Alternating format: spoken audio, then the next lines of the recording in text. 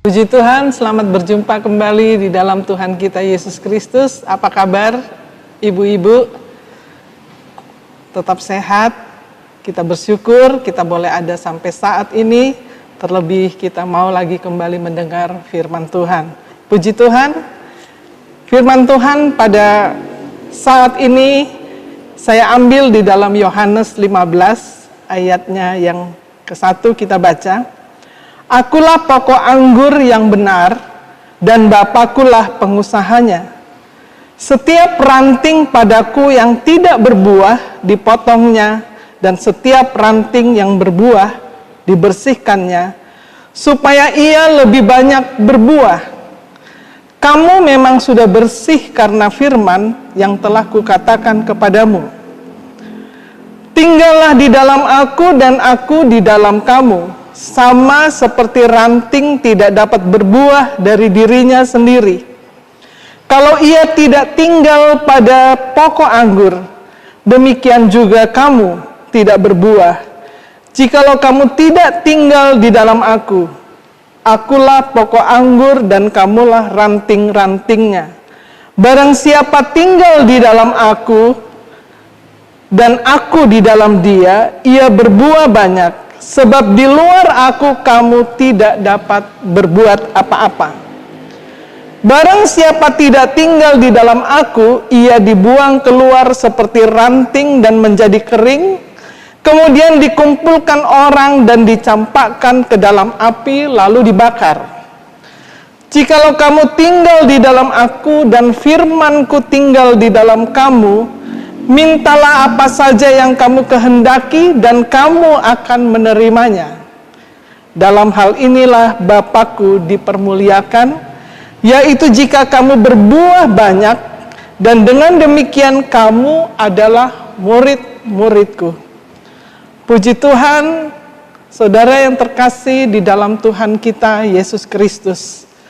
Kalau kita pelajari firman Tuhan pada pasal ini, bahkan pasal-pasal sebelumnya dari ayat 13, Yohanes 13, 14, 15 sampai kepada ayatnya yang ke-16. Di sini dikatakan bahwa Yesus berada bersama murid-muridnya. Dia bersama-sama di dalam perjamuan malam itu, di mana malam itu adalah malam terakhir di mana Yesus akan menyerahkan, akan diserahkan. Satu keadaan di mana keadaan yang menyedihkan secara manusia, sebab hubungan Tuhan dengan murid-muridnya sudah terjalin begitu lama. Di saat kondisi seperti inilah Tuhan berfirman, Tuhan mengajar kepada mereka agar ketika Yesus tidak ada lagi bersama-sama dengan murid-murid, maka hal-hal yang perlu dikerjakan adalah mereka tidak meninggalkan ajaran-ajaran yang sudah diberikan kepada murid-muridnya. Dan yang kedua, bahwa mereka tetap tinggal di dalam ajaran-ajaran itu. Ajaran-ajaran yang sudah diberikan oleh Yesus. Bahkan juga biarlah mereka tetap menjalin hubungan yang baik di antara murid-murid yang sudah terjalin begitu lama. Supaya mereka tidak terputus, walaupun Yesus tidak ada bersama-sama lagi dengan mereka. Sehingga mereka tetap ada di dalam pelayanan, tetap melayani Tuhan, sekalipun kesusahan dunia ini akan melanda. Tetapi mereka sudah dipersiapkan oleh Tuhan dengan pelajaran-pelajaran, dengan ajaran yang Tuhan berikan, bahwa jika mereka tetap tinggal di dalam Tuhan, mereka akan mendapatkan kekuatan, ada kemampuan menghadapi situasi yang terjadi di dalam dunia ini. Puji Tuhan. Kita kembali di dalam ayat yang kelima, dikatakan, akulah pokok anggur dan kamulah ranting-rantingnya. Saudara, berbicara pokok anggur artinya pohon anggur. Kalau kita lihat pohon anggur, mungkin ibu-ibu atau saudara-saudara sudah pernah lihat pohon anggur, bukan sesuatu yang sangat istimewa. Pohonnya tidak seperti pohon beringin yang besar, tetapi memiliki daun yang kecil, yang tidak terlalu besar, dan dia dapat merambat ke batang, ke pohon-pohon, ke tembok-tembok, atau juga bisa merambat di kayu. Artinya bahwa pohon anggur itu biasa saja. Kalau dibandingkan ada banyak pohon-pohon yang orang kalau melihat begitu antusias, tertarik, ya. Tetapi lihat pohon anggur biasa saja. Pohon yang merambat, pohon yang bisa ditanam di dekat rumah, bahkan di pagar. Artinya kalau kita artikan secara rohani, pribadi daripada pokok anggur, yaitu pribadi Yesus, adalah pribadi yang sederhana. Pribadi yang bersahaja, pribadi yang lemah lembut, bahkan pribadi yang saya mau katakan rendah hati. Yesus pernah berkata di dalam Matius ayatnya yang ke-11 ayat 29. Kita lihat di sana, Matius 29. Matius 11 ayatnya yang ke-29 dikatakan bahwa marilah kepadaku, di ayat 28 kita maju ke atas, marilah kepadaku semua yang letih, lesu dan berbeban berat, aku akan memberi kelegaan kepadamu. Pikulah kuk yang kupasang dan belajarlah padaku, karena aku lemah, lembut, dan rendah hati, dan jiwamu akan mendapat ketenangan. Yesus katakan bahwa belajarlah kepada Dia, belajarlah kepada pokok anggur ini, yaitu Yesus Kristus, sebab dikatakan Dia adalah rendah hati, Dia adalah lemah lembut. Rendah hati artinya orang yang tidak mementingkan dirinya sendiri. Dan saya mau katakan bahwa rendah hati itu adalah karakter daripada Kristus. Karakter ilahi yang diberikan oleh Kristus. Kelemah lembutan bukan berarti suaranya yang lembut, bahasanya yang lembut, tetapi bagaimana kelemah lembutan dan kerendahan hati itu sebagai orang yang taat kepada firman, yang taat kepada Tuhan. Sebab kerendahan hati dan lemah lembut itu adalah karakter Kristus. Artinya karakter itu yang diberikan oleh Allah, bukan datang dari manusia. Sehingga kita mampu untuk menjadi rendah hati dan lemah lembut. Kita mampu untuk melakukan setiap firman. Sebab hal yang diutamakan di sini, ketika kita mengenal Tuhan, ketika kita percaya kepada Tuhan, hidup kita sudah berubah.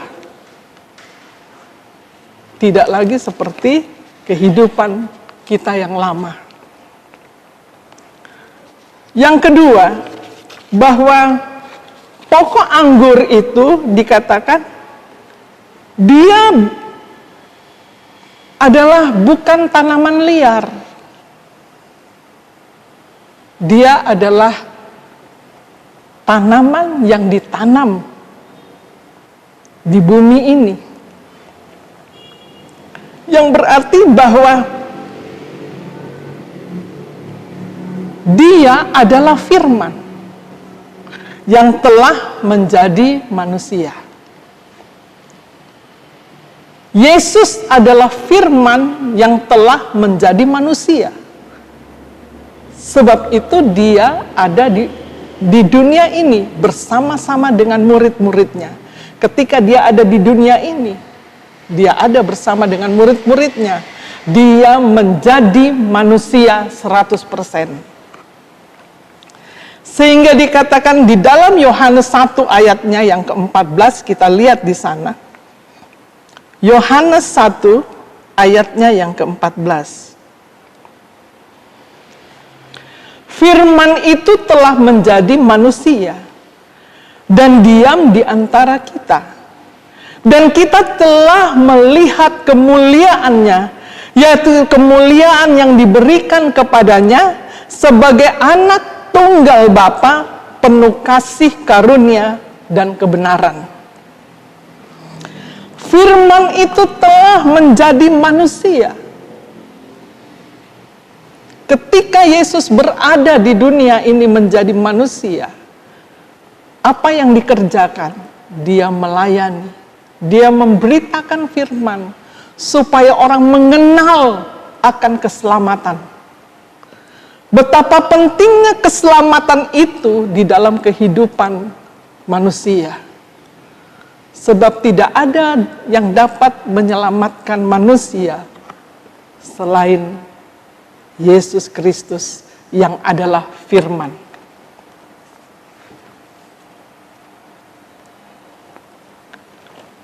Sebab itulah sebabnya Yesus mengingatkan kepada murid-muridnya,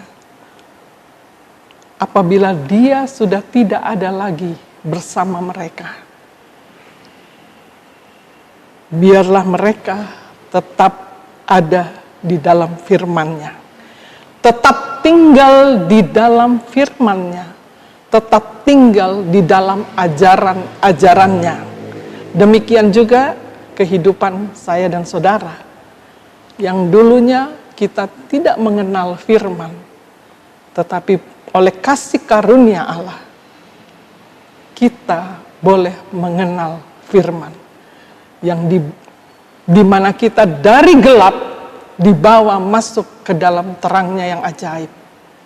Satu berkat yang luar biasa di dalam kehidupan saya dan saudara. Untuk mengenal Tuhan lebih jauh. Yang ketiga, dikatakan bahwa kalau kita lihat pohon anggur itu, tadi saya katakan biasa saja, sederhana, daunnya biasa saja, sederhana, batangnya juga tidak terlalu besar-besar, dan dia merambat. Dan penampilannya juga tidak terlalu wah.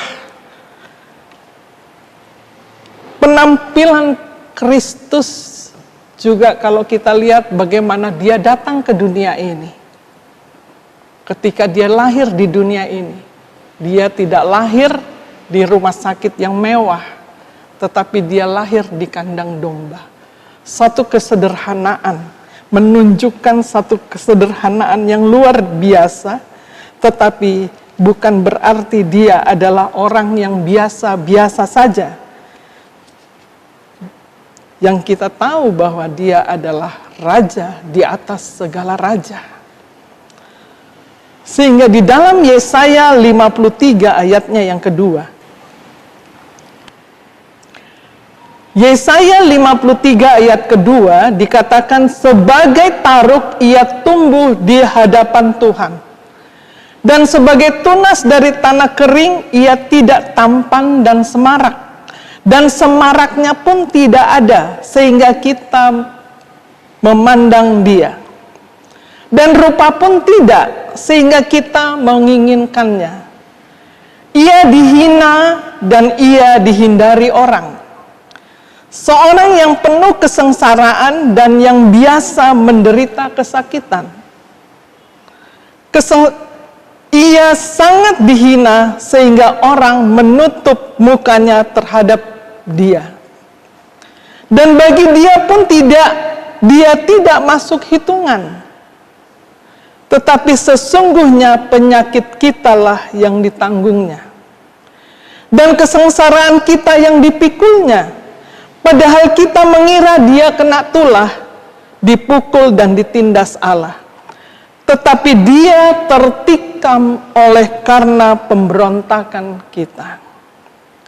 Dia diremukkan oleh karena kejahatan kita. Ganjaran yang mendatangkan keselamatan bagi kita ditimpakan kepadanya. Dan oleh bilur-bilurnya kita menjadi sembuh. Oh, luar biasa, saudara.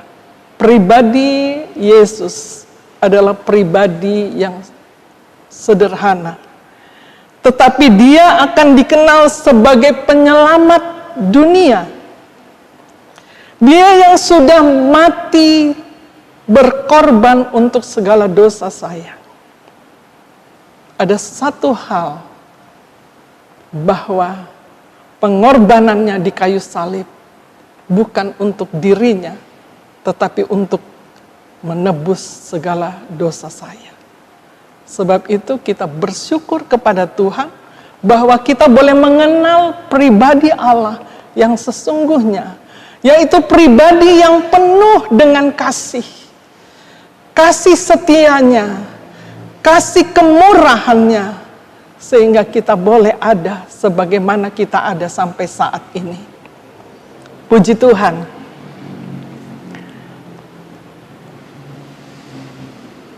Dan apa yang diinginkan oleh Tuhan terhadap saya dan saudara? Kita kembali di dalam Yohanes 15. Di sana kita lihat, setelah kita mengetahui pribadi Yesus yang sesungguhnya sebagai pokok anggur yang benar, yaitu pokok anggur yang sejati, maka di ayat 5 di sini dikatakan bahwa akulah pokok anggur dan kamulah ranting-rantingnya. Barang siapa tinggal di dalam aku dan aku di dalam dia, ia berbuah banyak. Sebab di luar aku kamu tidak dapat berbuat apa-apa. Saudara, dikatakan kalau kita tinggal di pokok anggur, kalau kita tinggal melekat kepada Tuhan, maka dikatakan kita akan berbuah banyak. Di sini berarti bahwa kita tinggal di dalam Tuhan dan Tuhan tinggal di dalam kita. Kita nggak lihat Tuhan, tetapi kita harus tinggal di dalam Tuhan. Artinya bahwa iman kita itulah yang kita bawa kepada Tuhan. Dan Tuhan yang saat ini dikatakan dia sebagai Tuhan adalah roh adanya. Ketika dia ada di dunia, dia menjadi manusia 100%. Tetapi ketika dia menjadi Tuhan yang ada di surga, yang sudah mati, bangkit, dan naik ke surga, dia adalah roh 100%. Yang kita harus puji dan sembah hanya bagi Tuhan. Sebab itu roh Allah yang tinggal di dalam hidup kita. Iman kita bawa kepada Tuhan. Iman kita bawa kepada Tuhan. Roh Tuhan tinggal di dalam hati kita. Maka dikatakan kita akan berbuah. Kalau roh Allah yang memimpin kehidupan saya dan saudara, dikatakan kita akan berbuah. Berbuahnya bukan berbuah cuma satu, tetapi berbuah banyak.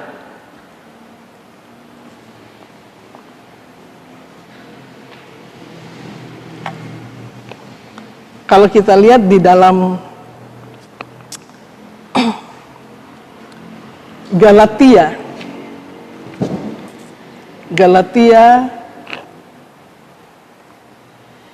5 ayatnya yang ke-22.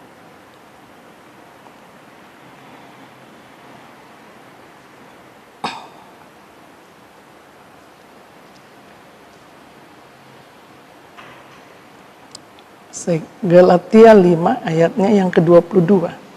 Ini adalah buah-buah daripada roh. Tetapi buah roh ialah kasih, sukacita, damai sejahtera, kesabaran, kemurahan, kebaikan, kesetiaan, kelemah lembutan, penguasaan diri. Tidak ada hukum yang menentang hal itu. Barang siapa menjadi milik Kristus Yesus, ia telah menyalibkan daging dengan segala hawa nafsu dan keinginannya. Jikalau kita hidup oleh roh, baiklah hidup kita juga dipimpin oleh roh.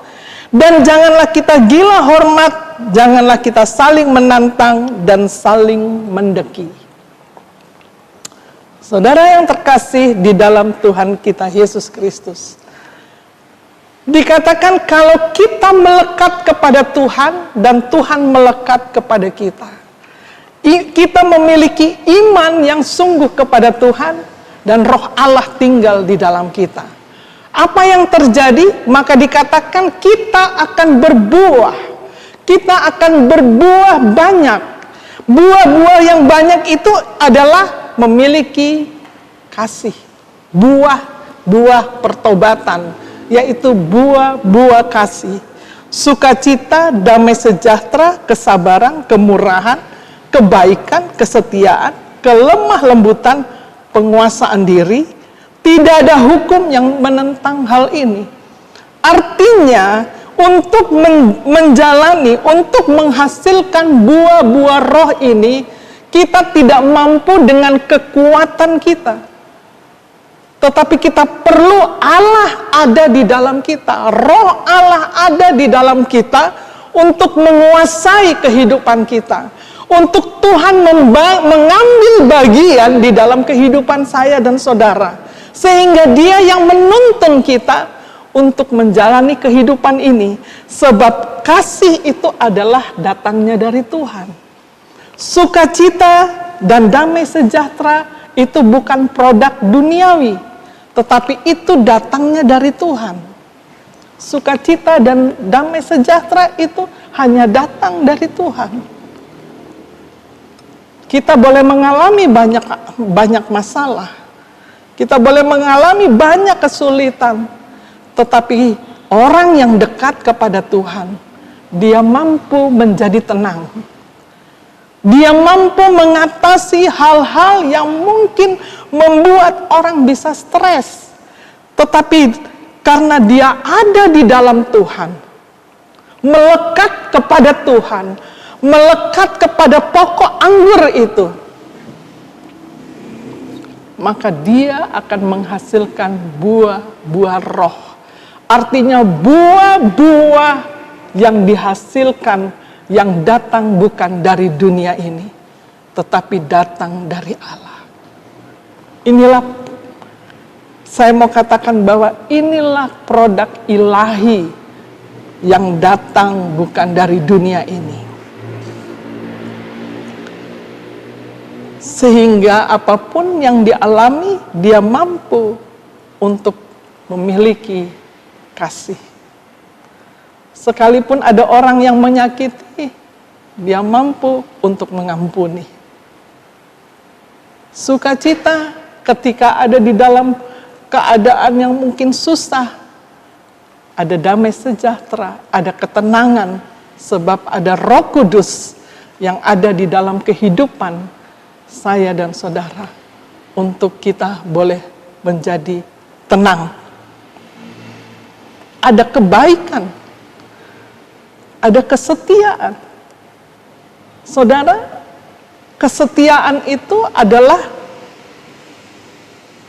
satu komitmen sebagai orang percaya untuk tetap ada di dalam firman. Sebab menjadi orang yang setia tidak mudah. Tetapi kalau hidup kita dipimpin oleh Roh Allah, nafsu daging ini dikatakan lebih kecil daripada roh yang ada di dalam kita. Kalau Roh Allah ada di dalam kehidupan saya dan saudara, Roh Kudus menguasai kehidupan saya dan saudara. Apa yang terjadi saat ini?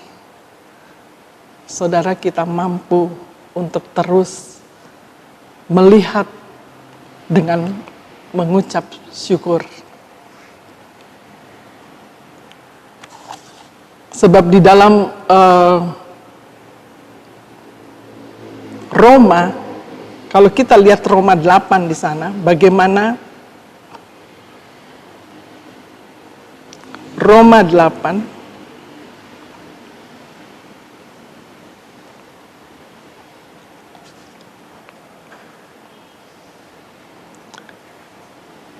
ayatnya yang ke-1 dikatakan, demikianlah sekarang tidak ada penghukuman bagi mereka yang ada di dalam Kristus Yesus. Roh yang memberi hidup telah memerdekakan kamu dalam Kristus dari hukum dosa dan hukum maut. Sebab apa yang tidak mungkin dilakukan hukum Taurat karena tak berdaya oleh daging, telah dilakukan oleh Allah dengan jalan mengutus anaknya sendiri dalam daging, yang serupa dengan daging yang dikuasai dosa karena dosa. Ia telah menjatuhkan hukuman atas dosa di dalam daging,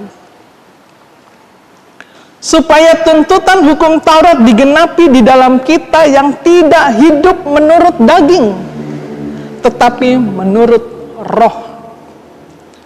Sebab mereka yang hidup menurut daging memikirkan hal-hal yang dari daging. Mereka yang hidup menurut Roh memikirkan hal-hal yang dari Roh. Karena keinginan daging adalah maut, tetapi keinginan Roh adalah hidup dan damai sejahtera.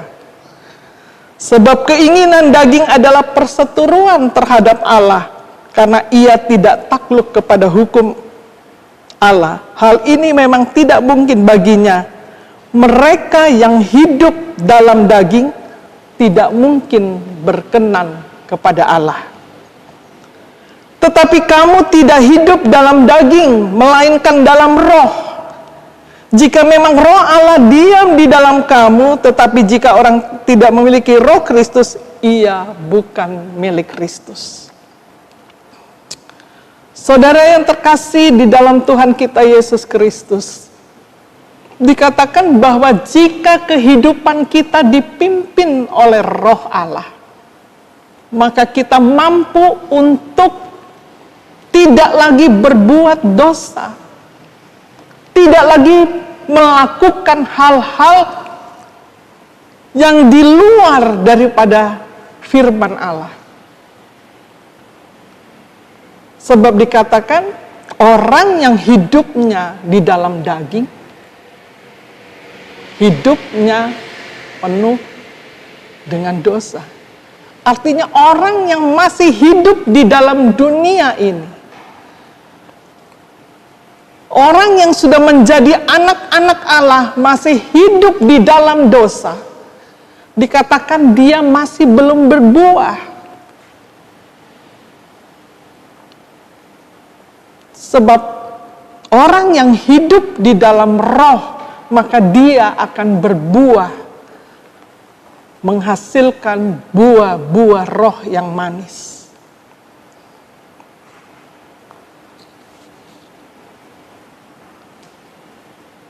Sebab itu kita bersyukur bahwa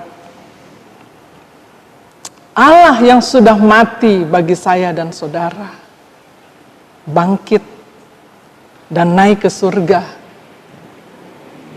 Dia sudah kembali kepada Bapa. Dan sekarang kehidupan saya dan saudara, biarlah kita berpaut kepada Dia.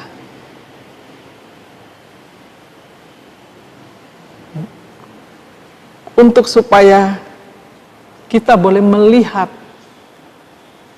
kasih Allah ada di dalam kehidupan saya dan saudara. Sehingga kalau kita kembali lagi di ayat pasal yang ke-15, Yohanes 15, di ayatnya yang ke-5, Akulah pokok anggur dan kamulah ranting-rantingnya, barang siapa tinggal di dalam aku dan aku di dalam dia, ia berbuah banyak. Sebab di luar aku kamu tidak dapat berbuat apa-apa. Sehebat apapun keberadaan saya dan saudara di dunia ini, tanpa Tuhan kita tidak dapat berbuat apa-apa. Tanpa Tuhan kita tidak mampu mengatasi keadaan-keadaan yang terjadi saat ini. Itulah sebabnya Yesus mengingatkan kepada murid-muridnya untuk tetap tinggal di dalam ajaran Tuhan. Supaya ketika kesusahan datang kesusahan dunia ini datang menimpa, mereka ada tetap setia di dalam Tuhan.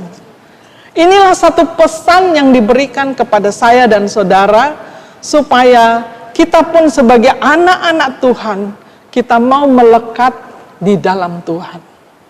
Apapun yang terjadi, sehingga kita menghasilkan buah-buah yang manis. Buah-buah pertobatan di dalam kehidupan saya dan saudara. Ini adalah satu tanggung jawab yang diberikan Tuhan kepada kita. Tuhan sudah menyatakan siapa dirinya. Dia adalah Allah yang mengasihi kita. Bahkan Dia berkorban untuk kita. Dia Allah yang mengerti keberadaan saya dan saudara. Dan Dia Allah yang memampukan kita untuk menghadapi keadaan-keadaan yang terjadi saat ini. Sebab jika kita melekat kepada Dia dan Allah tinggal di dalam kita. Di ayat yang ke-7 dikatakan, apa saja yang kamu minta Tuhan akan berikan. Wow, apa saja yang kamu minta Tuhan akan memberikan. Ketika tanggung jawab itu diberikan kepada saya dan saudara untuk menjadi anak-anak Tuhan yang berbuah manis. Hal yang pertama, bahwa kita tidak ditebang. Kita tidak disingkirkan. Tetapi kita adalah anak-anak yang dikasihi oleh Tuhan. Kita lihat di ayat yang ke-13 dikatakan, tidak ada kasih yang lebih besar daripada kasih seorang memberikan nyawanya untuk sahabat-sahabatnya.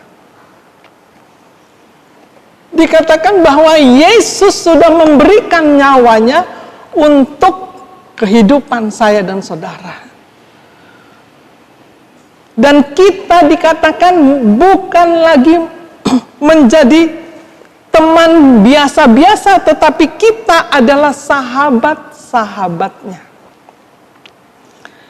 Ayat yang ke-14 dikatakan, kamu adalah sahabatku. Jikalau kamu berbuat apa yang kuperintahkan kepadamu, aku tidak menyebut kamu lagi hamba, sebab hamba tidak tahu apa yang diperbuat oleh tuannya. Tetapi aku menyebut kamu sahabat karena aku telah memberitahukan kepada kamu segala sesuatu yang telah kudengar dari Bapa. Saudara, dikatakan kita naik kelas. Kita tidak disebut lagi hamba, tetapi kita disebut sebagai sahabat. Sahabat itu artinya orang yang dekat. Orang yang kenal baik. Orang yang tahu persis keberadaan kita. Sehingga orang yang dekat itu, orang yang mengenal kita dengan benar, maka dikatakan sebagai sahabat itu dipercayakan untuk menerima rahasia. Coba kalau kita bersahabat, saudara, pasti kita bisa curhat. Yang mungkin orang lain tidak tahu. Tetapi karena sahabat yang paling dekat, artinya orang yang paling bisa dipercaya, orang yang paling mengerti, maka satu dengan yang lain sebagai sahabat bisa bercerita tentang rahasia. Tentang rahasianya.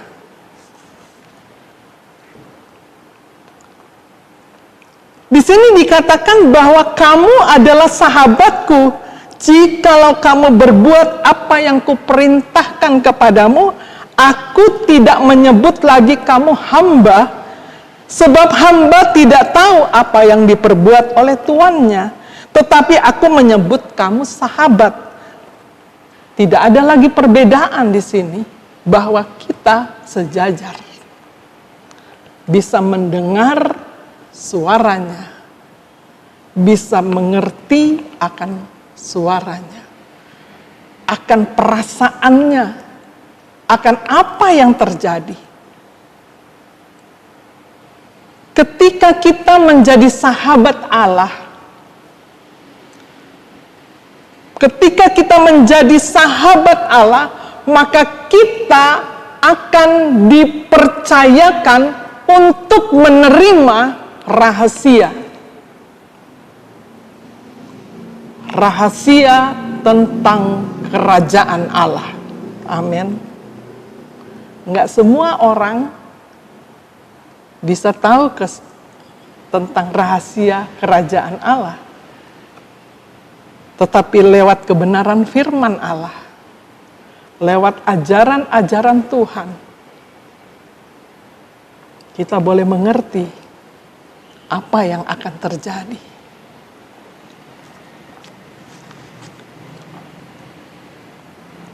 Sebab jika firman itu ada di dalam hati kita dan bertumbuh berbuah dengan manis, maka bukan lagi kita, tetapi firmanlah yang menuntun kehidupan saya dan saudara. Coba kita lihat di sana Lukas 8 ayatnya yang ke-10.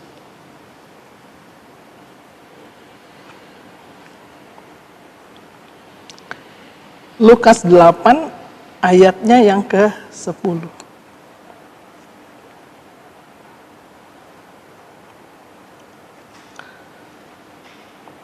Lalu ia menjawab kepadamu, diberi karunia untuk mengetahui rahasia kerajaan Allah. Tetapi kepada orang yang lain hal itu tidak diberitakan. Dalam perumpamaan supaya sekalipun memandang mereka tidak melihat dan sekalipun mendengar mereka tidak mengerti. Jika karunia itu tidak diberikan kepada seseorang mengenai rahasia kerajaan Allah, tidak mengerti. Sekalipun dia membaca berulang-ulang. Tetapi kalau Roh Allah, Roh Kudus yang menuntun kehidupan saya dan saudara ada di dalam hidup kita, maka Dia yang akan memimpin kita dari kebenaran sampai kepada kebenaran. Haleluya. Sebab artinya kalau kita sudah menjadi anak-anak Tuhan, biarlah kita pun menuruti apa yang difirmankan, menjadi orang-orang yang taat. Saudara, seringkali kita sudah mendengar banyak firman Allah, tetapi kita tidak mau melakukannya. Sama dengan dikatakan kita tidak berbuah. Padahal yang Tuhan inginkan kita berbuah. Berbuah di dalam pertobatan. Supaya kita dipercayakan untuk menerima rahasia kebenaran Allah.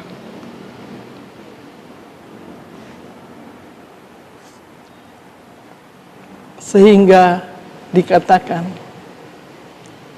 di dalam Efesus 3 ayat yang ke-12.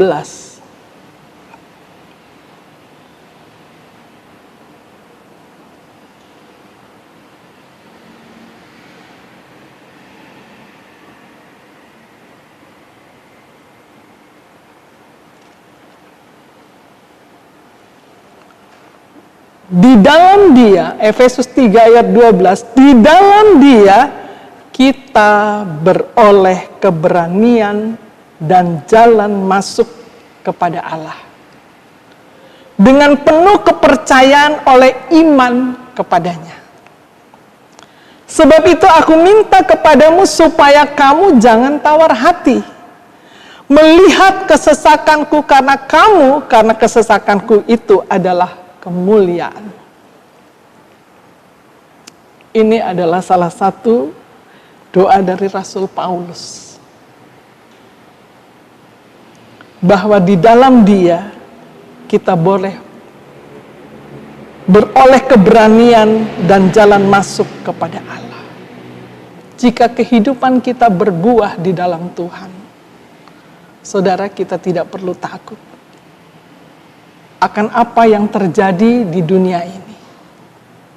Sebab semuanya akan datang dan digenapi. Tetapi kalau kita tetap tinggal dan melekat kepada Tuhan, dan hidup kita dipimpin oleh Roh Allah, sehingga dikatakan kita dipercayakan untuk menjadi sahabat Allah dan menerima rahasia kerajaan Allah. Dan dikatakan kita berani masuk dan kita berani beroleh, kita berani masuk kepada Allah dengan penuh kepercayaan oleh iman kita kepadanya. Sebab iman itu yang dikatakan tinggallah di dalam aku dan aku di dalam kamu, maka kamu akan berbuah banyak. Biarlah firman Tuhan ini menjadi berkat bagi kehidupan saya dan saudara. Bahwa pokok anggur yang benar itu yang sudah menyelamatkan kehidupan saya dan saudara. Untuk kita tinggal di dalamnya, hidup oleh Roh Allah dan menghasilkan buah-buah yang manis, yaitu buah-buah pertobatan. Kita akan menghasilkan buah yang manis kalau Roh Allah tinggal di dalam kita. Dan kita tidak dipimpin lagi oleh roh daging atau tidak lagi hidup di dalam daging, tetapi kita dipimpin oleh Roh. Sehingga kita tidak lagi menjadi hamba, tetapi kita menjadi sahabat-sahabat Allah. Menjadi sahabat Allah yang dipercayakan untuk menerima rahasia kerajaan Allah. Sehingga dikatakan kita berani, memiliki keberanian untuk mendekat dan percaya kepada Tuhan. Di dalam apa? Di dalam doa-doa kita. Kita menaikkan pujian sembah syukur kita kepada Tuhan. Sebab kita tahu jika kehidupan kita berkenan di hadapan Tuhan, dikatakan apa saja yang kita minta, kita akan menerimanya. Puji Tuhan, biarlah ini menjadi kehidupan kita dan Tuhan memberkati. Terima kasih.